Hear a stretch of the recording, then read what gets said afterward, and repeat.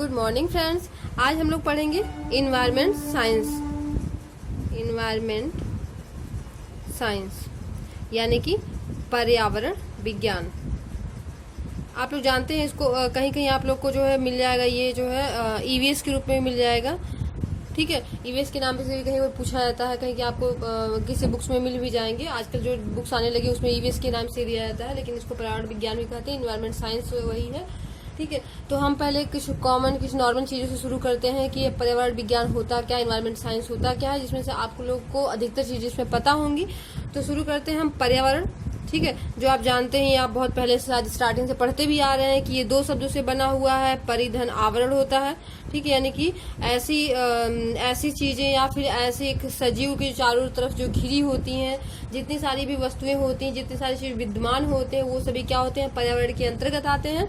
यानी कि किसी भी जीवित प्राणी के जो भी जीवित प्राणी होता है, यानी जैसे कि हम ही लोग हुए, आप लोग हुए, ठीक है, जो भी जीवित प्राणी होते हैं उनके जो चारों तरफ जो आवरण घिरा होता है, चारों तरफ उनकी जो है चीजें घिरी होती हैं, जो भी उनके चारों तरफ होता है, चाहे तो वो हवा के रूप में लीजिए या फिर मिट्टी के रूप में लीजिए, ठीक है, या फिर कोई जीव जंतु हो गए। आपको ये जो है ऐसे समझना पड़ेगा ताकि आपको क्लियर याद रहे, काफी समय तक याद रहे। ठीक है, या तो फिर कोई पेड़ पौधे हो गए। ठीक है, ये सारी चीजें जो उनके चारों तरफ घिरे रहते हैं, मतलब किसी भी सजीव प्राणी के या फिर किसी भी सजीव के चारों तरफ के जो आवरण होते हैं, या यहाँ पे आप प्राणी ही लिख लीजिए, जीवित प्राणी। ठीक है, जीवित प्राणी, या इसके साथ साथ इसमें जो पर्वत वगैरह हो गए, पर्वत पहाड़ जो जल होते हैं, ठीक, ये सारी चीजें जो होती हैं, जो चारों तरफ घिरी होती है, ये सारी चीजें क्या होगा, इसका इन्वायरमेंट हो गया, इसका जो है पर्यावरण हो गया। एक बात ध्यान दीजिएगा, इसमें ये जो सारी चीजें होती हैं इसको भी दो पार्ट में बांटा गया है। आप एक नॉर्मल हम शुरू करना चाहेंगे, इसमें आपको बताना चाहेंगे नॉर्मल चीजें जो कि सजीव और निर्जीव। अब आप कहेंगे इसमें जो है मतलब कि अलग क्या है, तो आप इसको थोड़ा सा समझने की कोशिश करिएगा। ठीक है, सजीव और निर्जीव, इसको दो भाग में बांटा गया है। अब इसमें से आप लोग डिवाइड कर लीजिएगा कि सजीव क्या होता है और उसमें से निर्जीव क्या है। ठीक है, तो सजीव में आते हैं, जैसे यहाँ पे क्या आ गया, पेड़ पौधे आ गए। ठीक है, ध्यान दीजिएगा, पेड़ पौधे, इसके साथ ही क्या आ जाता है, इसमें जीव जंतु।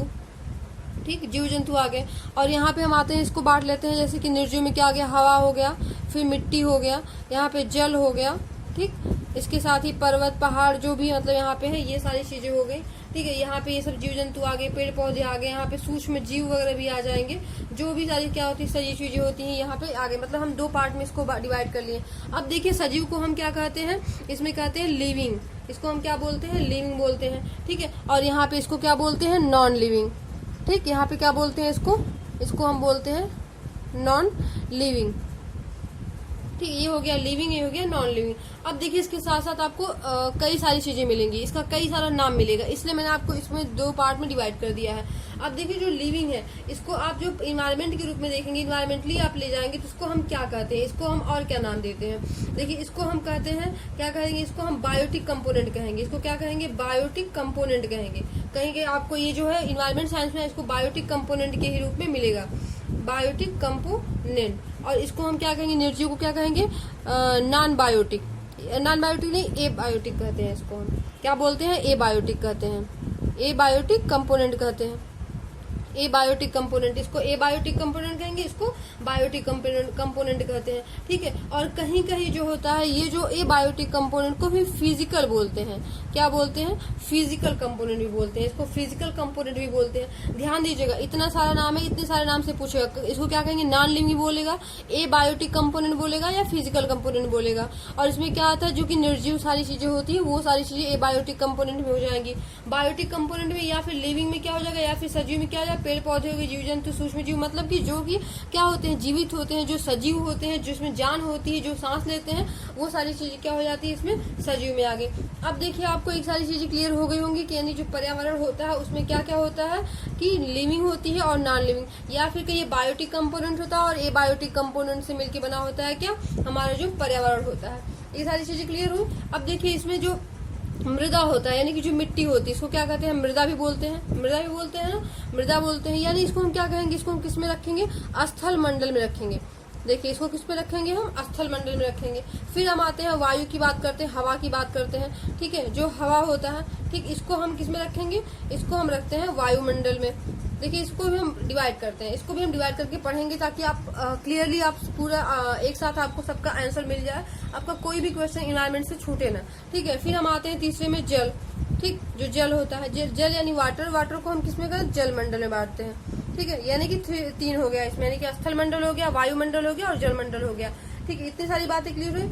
देखिए अब हम कहाँ आ जाएंगे, बायोटिक कंपोनेंट। देखिए बायोटिक कंपोनेंट और ए बायोटिक कंपोनेंट, बायोटिक कंपोनेंट और ए बायोटिक कंपोनेंट। अब इसको हम क्या ऐसे लिख सकते हैं, बायोटिक कंपोनेंट और plus abiotic component equal to क्या हो जाएगा, यहाँ पे इन्वायरमेंट हो जाएगा। क्या हो जाएगा, इन्वायरमेंट हो जाएगा। देखिए आप ऐसे लिखते जाइएगा, मतलब यहाँ पे क्या हो जाएगा, जैविक घटक और अजैविक। देखिए हिंदी बता दे रहे हैं इसके साथ साथ, क्या बायोटिक जो होता है क्या होता है, जैविक होता है, जैविक घटक होता है, और ए बायोटिक क्या होता है, अजैविक घटक होता है, अजैविक। अब ये दोनों मिला के क्या बन गए, ये दोनों इक्वल टू कर देंगे इन्वायरमेंट हो गया, यानी कि पर्यावरण बन गया। यानी अब क्लियर हुआ आपको। देखिए पर्यावरण में क्या हो जाएगा, जैविक घटक और अजैविक घटक क्या होते हैं, ये पर्यावरण के अंतर्गत आते हैं। तो इतनी सारी बातें क्लियर हुई, क्योंकि एग्जाम में पूछता है, एग्जाम में पूछेगा पर्यावरण के अंतर्गत आते हैं या पर्यावरण के अंतर्गत या के आधारित क्या क्या चीजें हैं, तो हो जाएगा जैविक हो गया, अजैविक हो गया, या फिर दोनों हो गया, फिर इनमें से कोई नहीं हो गया। तो यहाँ तो आप जानते रहिए जैविक और प्लस अजैविक घटक इक्वल टू क्या हो जाएगा, यहाँ पे इन्वायरमेंट यानी कि पर्यावरण हो जाएगा। तो यहाँ पे हम इसको एक फार्मूले से याद करेंगे, एक फार्मूले के रूप में लिखते जाएंगे, जाकि आप लोग को सारी चीजें मतलब कंप्लीट हो जाए, आपको याद हो जाए, फिर आप लोग उसको कभी भूले ना। देखिए बायोटिक और ए बायोटिक इक्वल टू हम क्या लिख दिए, यहाँ पे इन्वायरमेंट लिख दिए। ठीक, इसका हम हिंदी बताते भी चल रहे हैं, इसका हिंदी आपको पता है, जैविक अभी मैंने बताया है, इसको हम जैविक कहते हैं, इसको क्या कहते हैं, अजैविक बोलते हैं। ठीक है, अजैविक। यहाँ पे क्या हो गया, ये पर्यावरण हो गया, ये अभी हमने क्लियर कर दिया। फिर देखिए अब इसी को कैसे लेके आते हैं। अब देखिए पर्यावरण हुआ यानी कि इन्वायरमेंट हुआ। ठीक है, इन्वायरमेंट। अब इन्वायरमेंट यानी पर्यावरण को किसको हम जोड़ते हैं, किससे, इंटर रिलेशन से। इंटर रिलेशन मतलब क्या हो गया, इनके अंतर जो संबंध होते हैं, इनके जो आंतरिक संबंध होते हैं, या इनके बीच में जो संबंध होते हैं, ये कहिए। मतलब यहाँ पे आंतरिक संबंध की बात करेंगे। आंतरिक संबंध का मतलब क्या हो जाएगा, यहाँ पे जो इन्वायरमेंट में जो भी सारी चीजें हैं, यानी कि सजीव हो अथवा निर्जीव हो, उनका जो है एक दूसरे से जो संबंध होता है, एक दूसरे के बीच में जो रिलेशन पाए जाते हैं, वो मिला के क्या बनते हैं, यहाँ पे आ जाते हैं। हम किसको क्या बनाते हैं, इकोलॉजी बनाते हैं। इकोलॉजी मतलब क्या हो जाएगा, यहाँ पे पारिस्थिति हो जाएगा। ठीक है, ध्यान दीजिएगा, आप इसको नोट भी करते जाएगा। पारिस्थिति हो जाएगा या पारिस्थितिकी कहते हैं इसको, पारिस्थितिकी भी कहते हैं, इकोलॉजी कहते हैं। ठीक है, यानी कि जो सजीव होते हैं, ठीक है, सजीव जो होते हैं उनका जो है निर्जीव के साथ, ठीक, या निर्जीव के साथ, या फिर जो कहिए उनके जो आवास होते हैं, मतलब निर्जीव मतलब क्या हो गया, उनकी जो खान पीन होते हैं, या फिर उनका जो आवास जो मतलब जहाँ रहते हैं, उनका जो घर होता है, ठीक है, उनसे इनका क्या संबंध होता है, या फिर इनका जो है पूरा एक एरिया जो होता है, वह आपस में इनका जो रिलेशन होता है, जो संबंध होता है, वो सारी चीजें मिलकर क्या बनाती हैं, यहाँ पारिस्थिति का निर्माण करती हैं। ये क्लियर हुआ। अब देखिए फिर हम नेक्स्ट स्टेप पे आते हैं, इकोलॉजी। अभी इस इकोलॉजी को फिर लेके आते हैं यहाँ पे। ठीक है, इकोलॉजी यानी जो पारिस्थिति बना, हमारा जो पारिस्थिति बना, उसको उसमें अगर हम जोड़ देते हैं, क्या, एरिया से जोड़ देते हैं। मतलब एरिया मतलब समझ रहे हैं, क्षेत्र, मतलब जो एक विशेष क्षेत्र होता है, मतलब कोई भी जो जीव जंतु होते हैं, जो उनका आपस में संबंध होता है, एक दूसरे से रिलेशन होता है, वो उसमें एक एरिया, एक निश्चित एरिया में रहते हैं। नहीं कि मतलब बहुत दूर, या मतलब ये कहिए कि एक स्टेट से दूसरे स्टेट, या फिर ये कहिए एक देश से दूसरे से, नहीं, बल्कि उनका एक एरिया होता है। और जितने एरिया में वो होते हैं, मतलब एक जो उनका निश्चित एरिया बटा होता है, उनको मिला के हम क्या कहते हैं, वो क्या बनता है, इकोलॉजी बनता है, इकोलॉजी सिस्टम बनता है। ठीक है, वो क्या बनता है, इकोलॉजी सिस्टम बनता है, जिसको हम हिंदी में क्या बोलते हैं, पारिस्थितिकी तंत्र बोलते हैं। इसको क्या बोलते हैं हम, पारिस्थितिकी तंत्र। आप लोग नोट करते जाइएगा।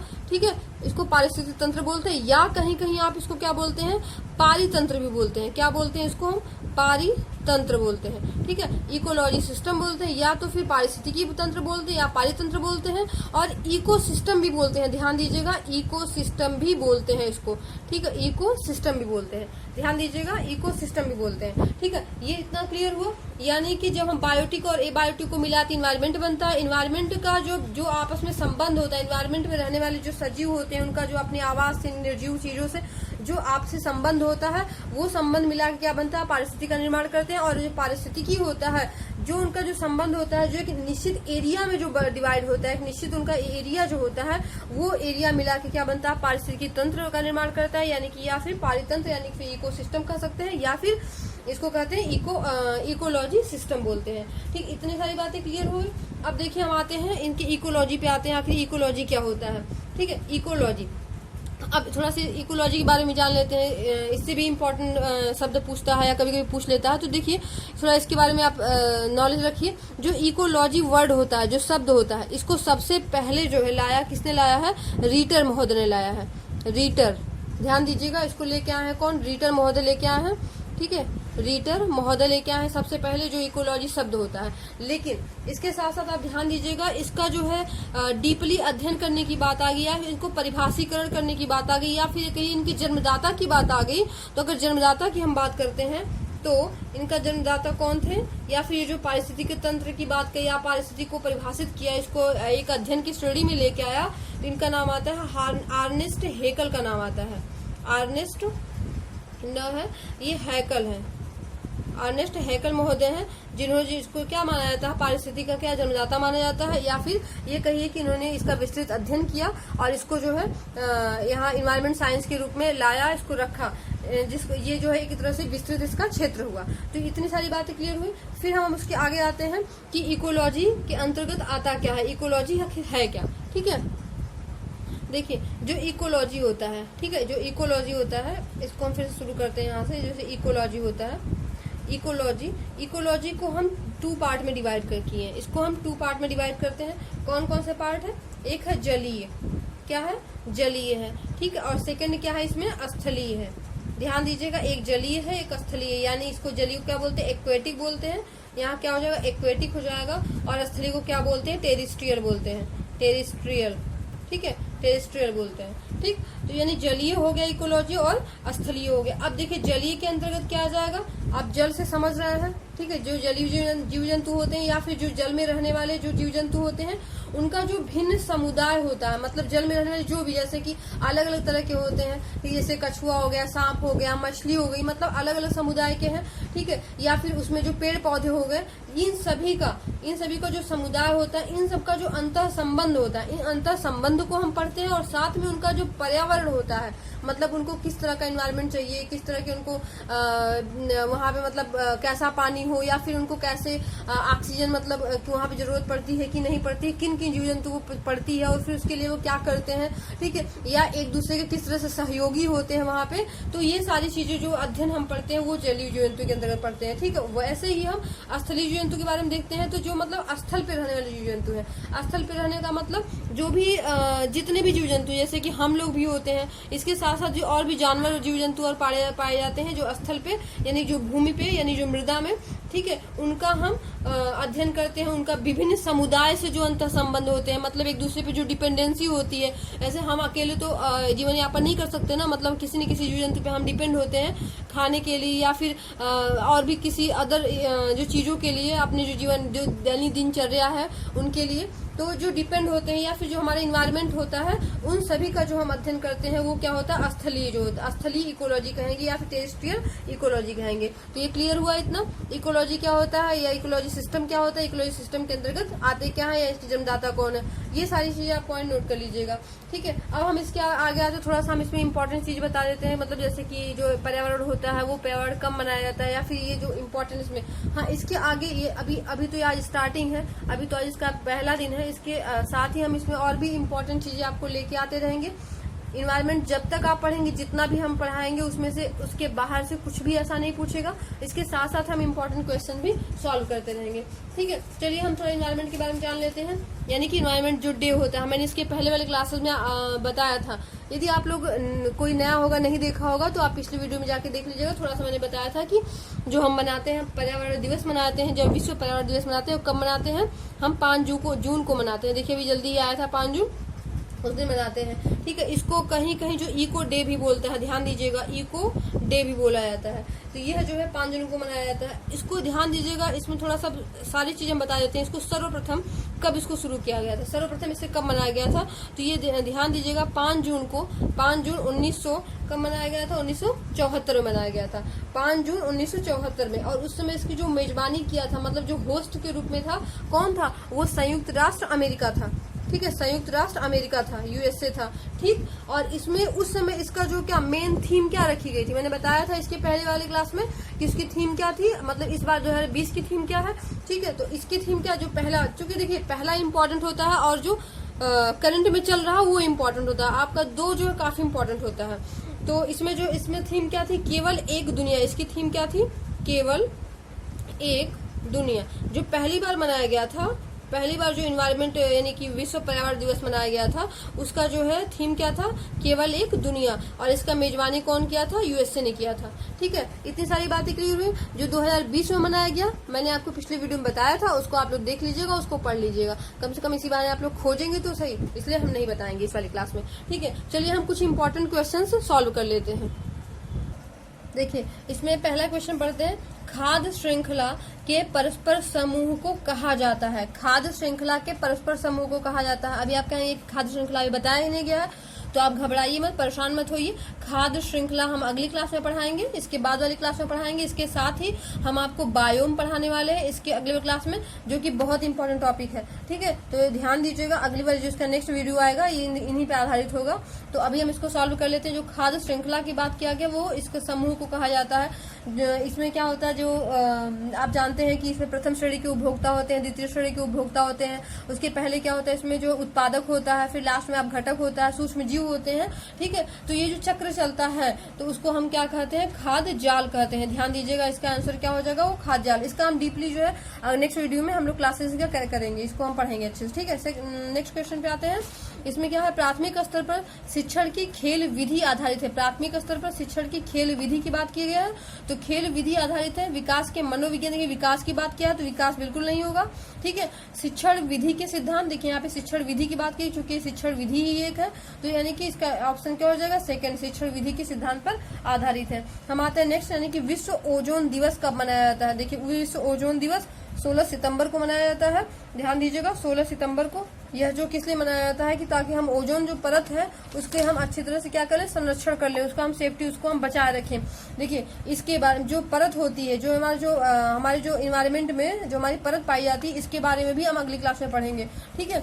आते हैं द्वितीय श्रेणी का उपभोक्ता। द्वितीय श्रेणी के उपभोक्ता की बात करते हैं, तो जो हमने बताया, प्रथम श्रेणी के उपभोक्ता जो होते हैं, यानी कि जो उत्पादक होता है, एक हल्का सा बता दे रहे हैं, जो उत्पादक होता है यानी कि इसमें जो हरे भरे जो घास वगैरह होते हैं, उत्पादक होते हैं। फिर आते हैं जो प्रथम श्रेणी के उपभोक्ता आते हैं, यानी जो प्रथम श्रेणी के उपभोक्ता होते हैं वो जो है क्या, उत्पादक को खाते हैं। यानी कि जो प्रथम श्रेणी के उपभोक्ता होते हैं वो क्या होते हैं, अधिकतर शाकाहारी होते हैं, क्योंकि वो जो है क्या खाते हैं, ये जो हरे पेड़ पौधे भी खाते हैं, ठीक। फिर आते हैं द्वितीय श्रेणी के उपभोक्ता। जो द्वितीय श्रेणी के उपभोक्ता होते हैं वो प्रथम श्रेणी के उपभोक्ता को खाते हैं। फिर आते हैं तृतीय श्रेणी के उपभोक्ता। जो तृतीय श्रेणी के उपभोक्ता होते हैं वो द्वितीय श्रेणी को खाते हैं, ठीक। तो यहाँ पे लिखा है द्वितीय श्रेणी का उपभोक्ता। द्वितीय सेकंड की बात किया है, तो सेकंड हाथी की बात करेंगे, तो हाथी क्या हो जाएगा, शाकाहारी। ध्यान दीजिएगा, तो ये क्या होगा, उत्पादक को खाएगा, तो यानी कि ये तो बिल्कुल नहीं होगा, ठीक है। आते हैं हम सेकंड इस पे आते हैं, शेर पे आते हैं, सांप पे आते हैं, फिर बकरी पे। यानी कि सांप की बात करते हैं, तो सांप क्या करता है, सांप जो है इसको रखते हैं हम किस में रखेंगे, क्योंकि यहाँ पे शाकाहारी में क्या, हम यहाँ पे छोटे छोटे जो जीव जंतु होते हैं या फिर मेढक वगैरह होते हैं, तो सेकंड में यहाँ पे सांप आ ही जाएगा, ठीक है। अब शेर की बात करते हैं, शेर किस में आ जाएगा, तृतीय में आ जाएगा। ध्यान दीजिएगा, इसको आप अच्छे से पढ़ते रहिएगा, इसको आप समझिए, क्योंकि ऐसे ही क्वेश्चन पूछता है कि ये जो किस में आएंगे या कि किस श्रेणी के आएंगे। तो तृतीय श्रेणी का शेर इसलिए तृतीय श्रेणी का, क्योंकि वो जो है प्रथम श्रेणी को भी खाया जाता है, द्वितीय श्रेणी को भी खाया जाता है। और बकरी की बात करेंगे, बकरी क्या होती है, शाकाहारी होती है, इसलिए किसमें आ जाएगा, प्रथम श्रेणी। यानी बचता क्या है इसमें, सांप बचता है, यानी कि वो क्या हो जाएगा, द्वितीय श्रेणी का उपभोक्ता।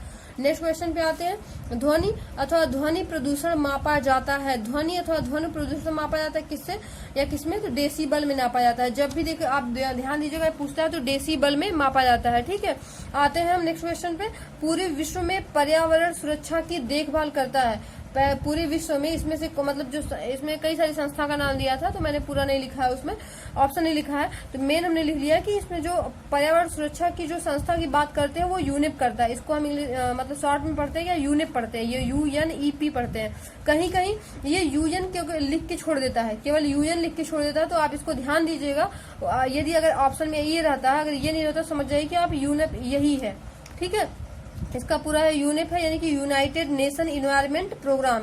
इसको पूरा क्या बोलते हैं, यूनाइटेड नेशन इन्वायरमेंट प्रोग्राम। अब थोड़ा इसके बारे में हम जान लेते हैं आखिर है क्या। देखिए ये जो है यूनाइटेड नेशन इन्वायरमेंट यानी कि संयुक्त राष्ट्र जो है, संयुक्त राष्ट्र का पर्यावरण प्रोग्राम होता है, यानी पर्यावरण जो योजनाएं होती हैं, ठीक है। ये इसका काम क्या होता है, यह पर्यावरण सुरक्षा की देखभाल करता है, ठीक। इसका मुख्यालय कहाँ है, देखिए मुख्यालय की बात कर लेते हैं, कभी कभी पूछता है, कभी क्या अक्सर ही पूछ लेता है। इसके मुख्यालय की बात करते हैं तो ये कहाँ है, नैरोबी में है। नैरोबी, नैरोबी कहाँ पड़ता है, केन्या में पड़ता है। इसको आप नोट भी कर लीजिएगा, एक नैरोबी केन्या में पड़ता है। इसकी स्थापना कब हुई थी, इसकी स्थापना ये कहिए कि इसका जो प्रथम सम्मेलन ये कहा जाए, इसका जो प्रथम सम्मेलन हुआ था वो संयुक्त राष्ट्र सम्मेलन के दौरान हुआ था। जो संयुक्त राष्ट्र का सम्मेलन हुआ था, ध्यान दीजिएगा, संयुक्त राष्ट्र का सम्मेलन, जब संयुक्त राष्ट्र का सम्मेलन हुआ था, ठीक है, तो उसी में जो है मानव पर्यावरण की बात की गई थी। मतलब मानव का पर्यावरण की जो आपसी संबंध है, आपसी जो एक दूसरे पर निर्भरता है, उसकी बात की गई थी। और यह जो है कब की गई थी, 5 जून 1972 में पहला। तो इसको हम यही कहा जाता है कि इसका जो है पहला जो मनाया गया था, पहली बार जब मनाया गया था, पर्यावरण सुरक्षा की बात की गई थी या फिर पर्यावरण विश्व पर्यावरण दिवस की बात की गई, तो यह 5 जून 1972 में मनाया गया था। और इसका आयोजन कहाँ हुआ था, यानी कि जब संयुक्त राष्ट्र का सम्मेलन कहाँ हुआ था, उस समय स्टॉकहोम में हुआ था। ध्यान दीजिएगा, पूछता है ये जो पहली बार का हमने बोला ना, पहली बार का हमेशा पूछता है, पहली बार का पूछ रहा है, और जो है जो चल रहा है मतलब करंट में चल रहा है उसका पूछता है। तो पहली बार कहाँ हुआ था, स्टॉकहोम में हुआ था। और स्टॉकहोम कहाँ है, स्वीडन में होता है। मान लीजिए कभी कभी क्या होता है, स्टॉकहोम नहीं देता है, स्वीडन देता है, तो आप ध्यान दीजिएगा, या फिर स्वीडन नहीं देता है, स्टॉकहोम देता है, तो दोनों याद रखिए। इसका मुख्यालय कहाँ है, नैरोबी में है।